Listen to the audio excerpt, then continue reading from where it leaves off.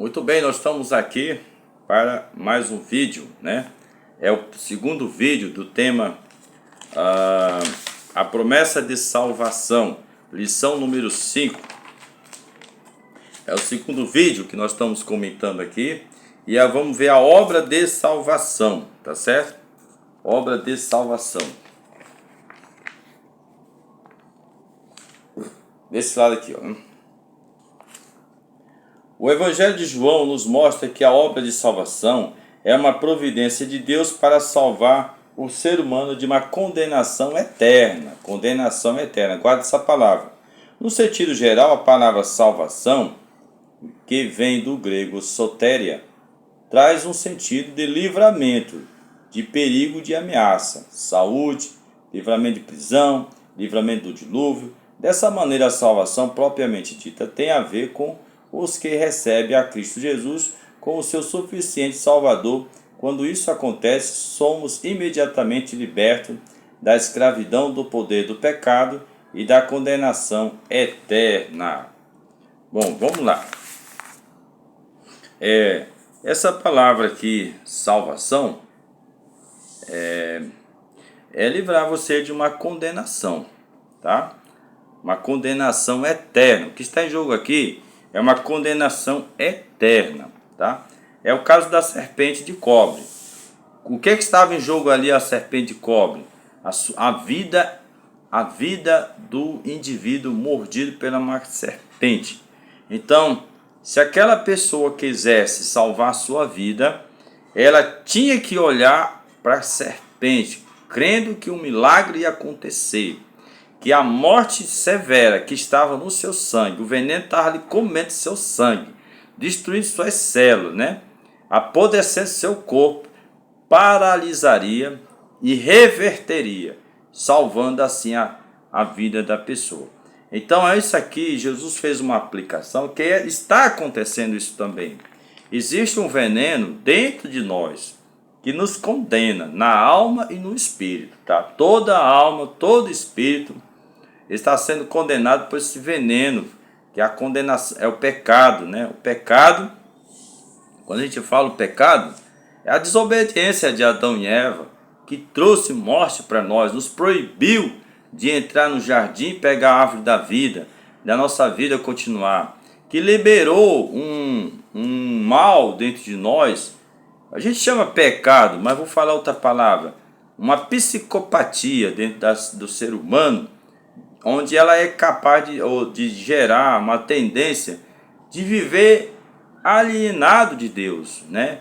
De viver sobre todos os pecados mais terríveis que condenam o ser humano, né? Alienado de Deus. Então essa pessoa ela está com veneno corroendo dentro de si. Agora, o que nos faz, o que paralisa o poder desse pecado, né? O que paralisa e que inverte, né? A condenação para a salvação, para a vida eterna, é justamente o Senhor Jesus, né? O Senhor Jesus entra como essa serpente, onde nós focamos, olhamos na direção dele, e ele é um exemplo para todos, né? E a sua fé no Senhor Jesus leva sim a paralisar a nossa condenação, paralisa a nossa condenação, que apodrece a nossa alma, o nosso espírito, e acaba nos destruindo totalmente, né?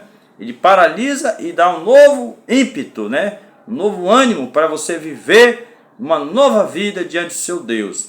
Isso para os judeus é mais fácil entender dentro dessa ilustração, essa explicação, né? Mas aqui usa-se a palavra sotéria, salvação, onde aplica-se ao livramento de prisão, salvação do dilúvio. Mas tudo bem, não é tão importante assim essa palavra. Mas aqui o que nós temos aqui é o livro de Atos 4:12. Atos 4:12, vamos já ler. Olha só, eu disse Atos 4:12, diz assim, Atos 4:12, e em nenhum outro há salvação. Ele usa a palavra salvação de novo, né? Porque também debaixo do céu nenhum outro nome há dado entre os homens pelo qual devemos ser salvos, né? Quem fala isso é o apóstolo Pedro, no livro de Atos 4:12, né? Atos 4:12. É o apóstolo Pedro que fala. Depois da morte e ressurreição de Jesus, quando ocorreu o derramamento do Espírito Santo, e ele foi até as ruas para falar para o povo judeu que viram de várias partes do mundo, e lá ele mostrou claro que a nação de Israel sofria uma ameaça de destruição porque rejeitou Jesus, arquitetou a sua morte de um inocente, de um justo, condenou a morte. Isso é comum, esses crimes políticos em várias nações. Quando um grupo que domina se sente ameaçado por um novo emergente, eles tentam oprimir e destruir. Viram em Jesus uma ameaça para seu domínio, para sua maneira de governar ali, e o mataram. Mataram, simplesmente arrumaram desculpas para o matar. E Pedro ali os condena e diz: este homem que vocês mataram, é por causa deles toda a nação está sendo ameaçada a ser destruída. Ele usou esse termo no livro de Atos, capítulo 2 em diante. Ele diz que toda a nação de Israel estava ameaçada de ser destruído porque mataram um justo, um inocente, alguém especial, um filho, o filho de Deus, o anjo mais principal, o principal de toda a criação, o unigênito de Deus. Mataram porque ele veio à terra na forma de homem e o mataram. Então ele disse: não há outro nome senão para ele. Agora olha só a situação. Foram responsáveis pela morte de Jesus e agora só podem ser salvos se pedirem perdão, se humilharem, se reconhecer seu erro, se reconheceste Jesus como o verdadeiro Messias, Machias, Salvador. Era essa a condição para que eles fossem salvos. Foi quando Pedro falou isso, viu? Atos 4:12. E coincidentemente, alguns anos depois, 30 anos depois ou mais, ocorreu a destruição do templo. Todos foram mortos, o templo foi destruído, acabou Israel naquele tempo, viu? Acabou a nação de Israel. Aí você me pergunta assim: irmão Jorge, por que é que o Rachem iria destruir uma cidade inteira? Só se tivesse cometido um grave erro. E Pedro revelou que esse grave erro foi matar Jesus. E Jesus não era qualquer homem, não havia nenhum outro nome debaixo do céu e da terra que nos foi dado, senão este nome, Jesus, o Filho de Deus. Tão grande a importância que ele é. E aí dá-se para compreender por que Jerusalém foi destruído, alguns anos depois, totalmente destruído. E nós estamos vivendo uma situação paralela. Nós vemos hoje Israel, hoje lá no Oriente Médio, numa guerra louca, onde o Benjamin Netanyahu criou um conflito com 7 frentes. 7 frentes. As nações árabes todas estão ali apontando suas armas, atacando Israel naquele tempo, hoje, né, nossos dias. Eles estão ameaçados de destruição. E agora veja, quem pode salvar Israel? Quer que eu diga quem pode salvar Israel? Jesus, viu?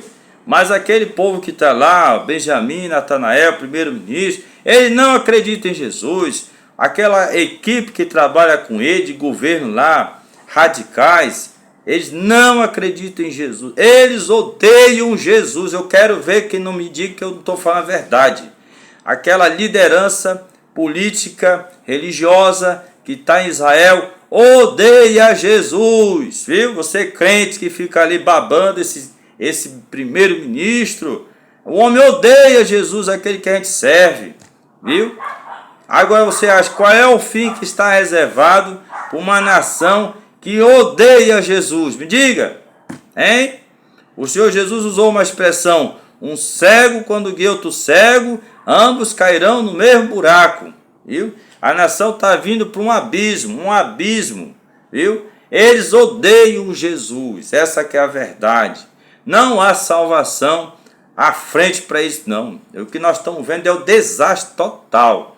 a ameaça daquele Estado sionista desaparecer. Odeiam Jesus. E os judeus que estão aqui no Brasil também odeiam Jesus. Também odeiam. Pode haver uma exceção ou duas exceções, mas odeiam Jesus. Não reconhecem Jesus como Messias. Se reconhecesse Jesus como Messias, tomariam as posições do Senhor Jesus. Declarariam a sua fé publicamente no Senhor Jesus. Então esses serão salvos, tá? Mas aqueles que negam Jesus, são iguais àqueles que se negaram a ir lá para perto daquela serpente de cobre, olhar para ela e morreram no deserto, viu? Viveram até que o veneno os consumiu e morreram e ficaram seus corpos ali no deserto e não mais caminharam com Moisés até sair daquela condenação, né? Que eles estavam vivendo os 40 anos no deserto, tá certo? Eu sei que eu falei muito aqui, mas essa é a verdade. Essa é a verdade, né? Você tem um Israel que está lá matando inocentes, mulheres e crianças, despedaçando, milhares de mulheres e crianças. Criminoso, sociopata, vou falar mais, psicopatas, né? Não tem conversa, matam todo mundo, são sinistros, matam mesmo. E homens que não temem a Deus, essa que é a verdade, não temem a Deus. Mas vamos ver aqui a continuação da nossa leitura, que eu estava vendo. Não teme a Deus, Atos, Romanos, do 6, de 4 a 11. Vamos ver aqui Romanos 6, de 4 ao 11. Pois bem, aqui eu tenho o texto do livro de Romanos, capítulo 6, o texto é longo, de 4 a 11. Mas vamos ler aqui alguma coisa, tá bem? Diz assim: de sorte que fomos sepultados com ele pelo batismo na morte, para que, como Cristo ressuscitou dos mortos, pela glória do Pai, assim andemos nós também em novidade de vida. Porque se fomos plantados juntamente com ele na semelhança da sua morte, também o seremos na da sua ressurreição. Olha, aqui ele chama a atenção que a morte do Senhor Jesus, que é muitas vezes ridicularizado, né, por quem não conhece, não entende o mistério da morte do Senhor Jesus, ele foi o enviado de Deus, veio para morrer, obedeceu a Deus até o fim, expôs a hipocrisia da sua época, dos seus dias, e por causa de afrontar, como ele afrontou a liderança judaica naqueles tempos, ele foi condenado à morte, né? Foi condenado à morte, mas é interessante, por ele ser um injusto, inocente, um servo de Deus, ele foi ressuscitado. Não se fala aqui muito na ressurreição, mas ele foi ressuscitado, houve testemunho, seus apóstolos se tornaram testemunha, centenas de pessoas viram ele depois da sua morte, foi grande as suas manifestações, suas apresentações, ficou claro que ele estava vivo de novo. Mas ele é o primeiro anjo, portanto ele não era para ter ficado aqui, ele tinha que subir, e ele subiu aos céus, né? Também é revelado isso. Isso é um mistério. Por que Deus quer nos mostrar com isso? Que quando nós aceitamos Jesus, quando nós o reconhecemos, nós pomos fé nele, nós temos que passar por um batismo de morte. O que é esse batismo de morte? Você tem que morrer, a sua índole tem que morrer. O homem mau e perverso que há dentro de nós tem que morrer e nascer um novo homem dentro de nós, né? É uma obediência profunda. Não crê em Jesus, só crer não é o suficiente. Tem que crer para uma transformação. Tem que crer para uma mudança profunda e radical. Você e a sua natureza velha deve morrer. Se essa natureza não morrer, nada gerou em você, né? Então Jesus mostrou literalmente que o homem deve ir até a morte para ser ressuscitado. Ou seja, o homem tem que morrer dentro de si, o homem velho desaparecer e um homem novo, uma mulher nova tem que surgir viva, cheia da graça, cheia do Espírito Santo, o perdão total dos seus pecados, uma nova criatura, viu? É isso que Jesus está querendo mostrar com a sua morte, né? Se ele morreu, nós também temos que morrer. Temos que participar do batismo de morte, que ele está falando aqui, né? Ah, se você volta a ser aquele velho homem. Ah, se você volta a ser pecado. Então você matou Jesus e agora vai ter que matar de novo, né? Está matando Jesus toda hora, né? Não, você se convenceu da sua salvação com ele. Morra uma vez para sempre, né? Sua vida tem que ser totalmente dedicada, em obediência profunda em cada palavra do Senhor Jesus. Leve a verdade a sério dentro de você, para que a verdade viva em você. Ele estará em você se você estiver nele. Ele viverá em você se você viver com ele. É isso que a Bíblia nos mostra nessa leitura, tá certo? Vamos agora sobre o Salvador. Vamos falar um pouco sobre o Salvador.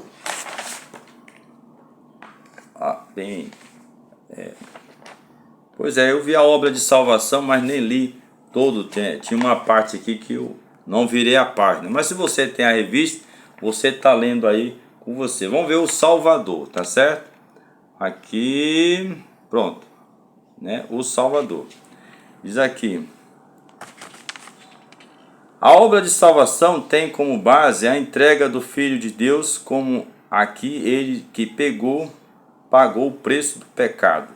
Jesus é o nosso Salvador, como bem expressa o termo grego, Soter, Salvador, Libertador, Preservador, Conservador. Assim sendo, o Evangelho de João nos revela que todo ser humano foi corrompido pelo pecado e por isso precisa de um Salvador. Essa salvação de Salvador, revela em João 3,16 a 17, nos garante a gloriosa promessa de salvação. Todo aquele que nele crê não pereça, mas tenha a vida eterna. Quem se arrepende e crê, permanece em Jesus, jamais perecerá eternamente, né? Então você vai ver aqui a importância, né, deste Salvador, tá? Nós vamos entender muito bem isso aqui. Meus irmãos, no texto inicial que a gente leu aqui, eu quero relembrar essa frase, onde Jesus diz assim, João 5,24, né?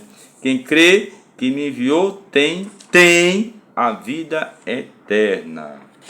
Olha, irmãos, aqui está um outro mistério profundo.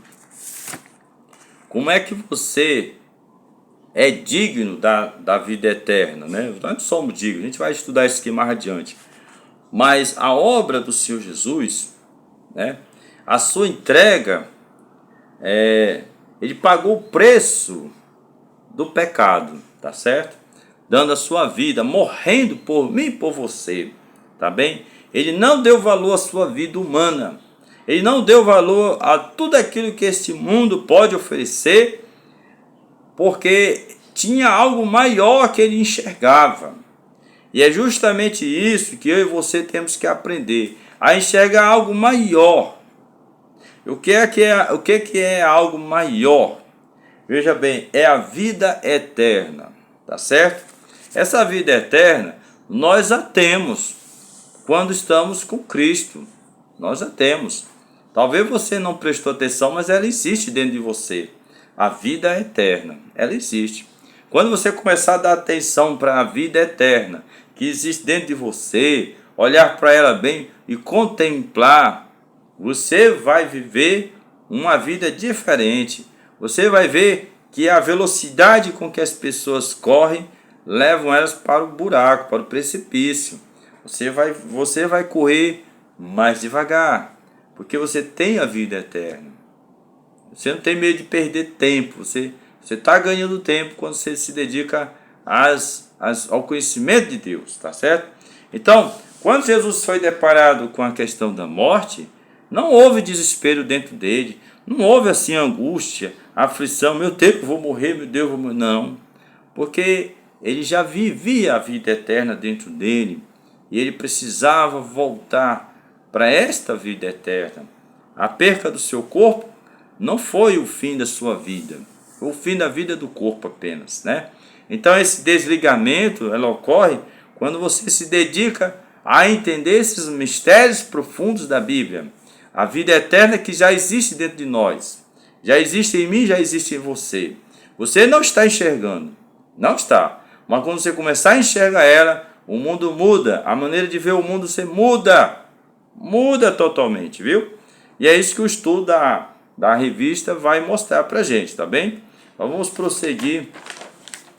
Ainda dá tempo para essa parte aqui. Natureza da promessa de salvação, né? Tá? Vamos estudar isso aqui. A natureza da promessa de salvação está na página 24 da revista, tá? É o tópico 2. A natureza da promessa de salvação. Deixa eu ver aqui, dá para ver? Dá, tá aí. Podemos compreender a natureza da promessa de salvação estudando alguns aspectos salvíficos dessa obra, dessa grande obra, né? Primeiro parágrafo, justificação, tá? Vamos estudar agora a justificação. O que é a justificação? Vamos ver aqui. Um dos aspectos da obra salvífica que está apresentado em termos bíblicos é a justificação. Quem é alcançado pelo Evangelho de Cristo e crê no Filho de Deus com todo o seu coração é declarado justo, isto é, livre da culpa e do merecimento da punição divina. Ele não é mais condenado, está declaradamente absolvido. É um salvo. Por intermédio da justificação, o pecador é visto por Deus como se não houvesse praticado transgressão alguma. Dessa forma, fomos justificados e por isso temos plena paz em Deus, com Deus, por intermédio de nosso Senhor e Salvador Jesus Cristo. Aqui você vai ver é uma questão de fé, né? Se você tiver a fé no Senhor Jesus, ocorre uma justificação.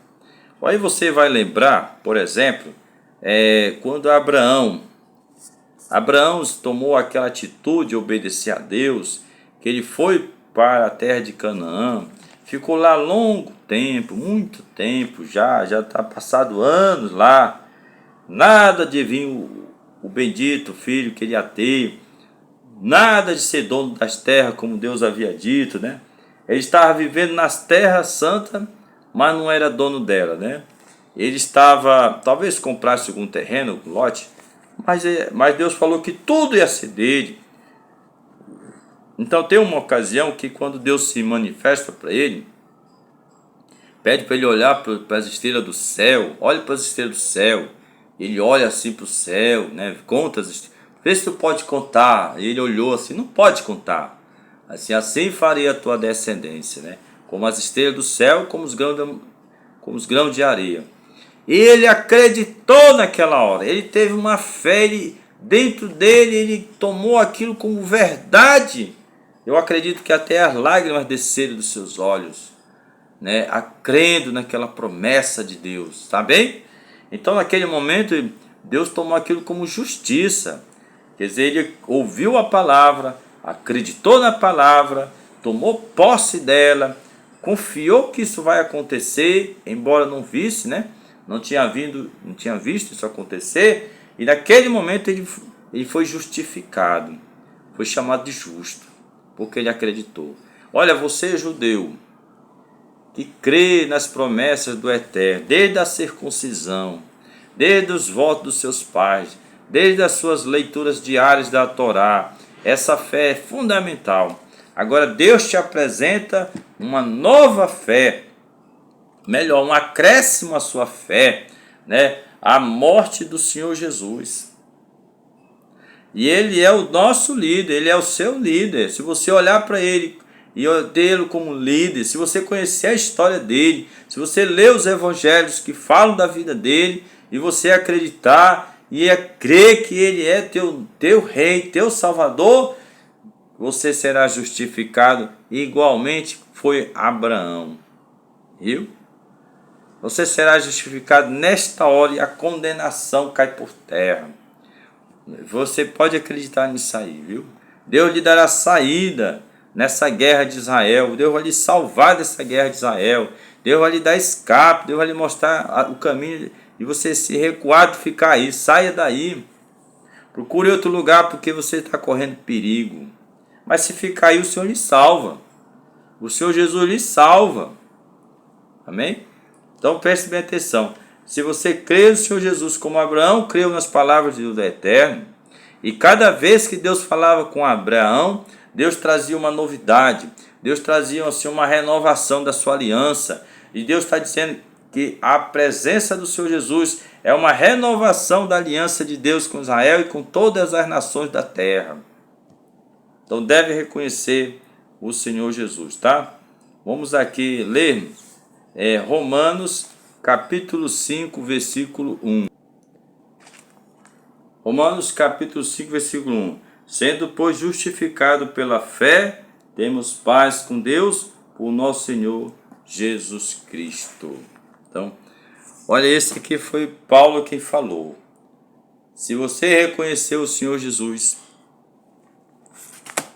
se você reconhecer o papel, a importância que ele tem nos projetos de Deus, assim como aquela serpente tinha um papel importante no deserto, Deus criando salvação no meio do deserto, no meio das mortandades que estava tendo ali, Deus estava criando um escape, uma maneira de salvar a vida das pessoas.